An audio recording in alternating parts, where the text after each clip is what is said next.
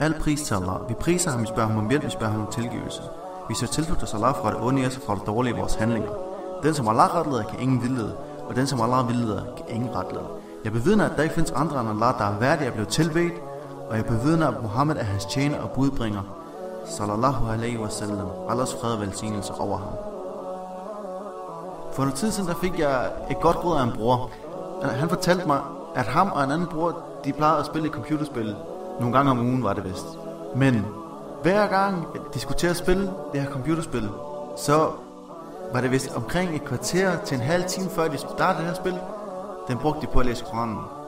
Min point med, at jeg fortæller det til jer, det er, har vi ikke alle sammen et eller andet, vi laver i vores hverdag, eller et par gange om ugen, eller et eller andet, hvor vi måske lige inden vi starter kan læse 5-10 minutter, kvarter, en halv time, eller vi sidder måske i bussen på vej på arbejde, eller i toget.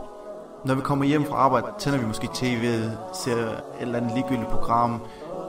Hvis vi virkelig er ærlige over for os selv, spiller vi så ikke tiden på alle mulige mærkelige ting, f.eks. de sociale medier, mærkelige tv-serier, tv-shows, Facebook, mærkelige apps og applikationer på vores telefon, som bare stjæler vores tid.